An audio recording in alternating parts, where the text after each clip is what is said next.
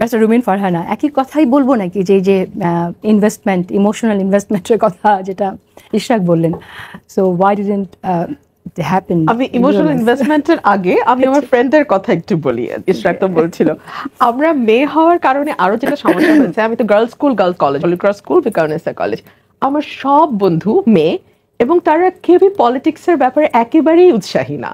মানে এখনো যদি কেউ আমাকে ফোন দিয়ে মানে এই কথা সেই কথা প্রবল আছে, দেশের প্রধানমন্ত্রী কে, এখনো কি হাসিনা, আমি খুব অবাক হব না। হ্যাঁ, একদম just because we grew up together, আমরা একসাথে মানে আমাদের জীবন এত বছর পার করেছি আমরা একসাথে, so still we are very close friends.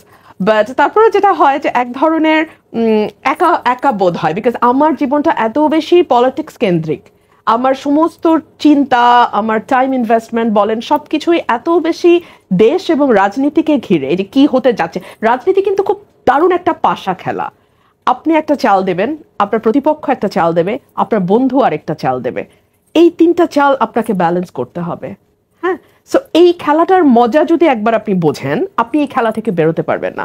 যে কারণে একবার যে রাজনীতিতে ঢোকে, ও কিন্তু রাজনীতি থেকে বেরোতে পারে না। বিয়ে করতে গেলে কি রাজনীতি থেকে বের হতে হবে? রাজনীতিতে আসবার সাথে বিয়ের তেমন কোনো বিরোধ নাই, তবে যারা রাজনীতিতে একেবারে ঢুকে যান তারা সাধারণত একটু লেট ম্যারেজ করেন। আমার বাবাকে আমি দেখেছি, he got married when he was 52.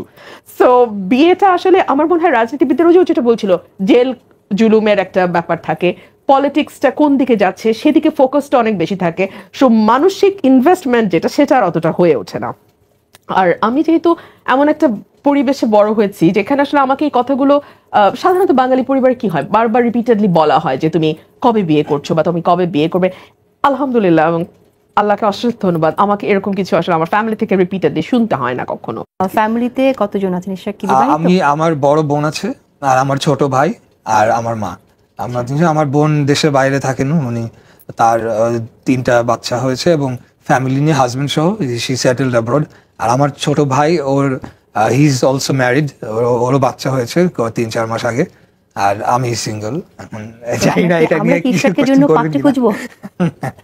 না, আমি ডেফিনেটলি বিয়ে করব, যেটা আমার এই প্রশ্নটা আমার অনেক ফেস করতে হয় বিভিন্ন, স্পেশালি রাজনীতি করলে তো এটা এলাকায় গেলে ওখানে মুরব্বীরা তো বলে, আর আত্মীয়রা তো রয়েছেনই যে কবে কেমনে কি। তো জীবনে ওরকম কেউ ছিল না যে আমি জাস্ট করে ফেলবো, সেরকমও ছিল না। সো একটা বিয়ে তো আসলে এমনি করে ফেলা যায় না, ইটস অলসো ইমোশনাল ইনভেস্টমেন্টের বিষয় থাকে। তো এইসবের মধ্যে আসলে ওই জিনিসটা হয়ে ওঠে না।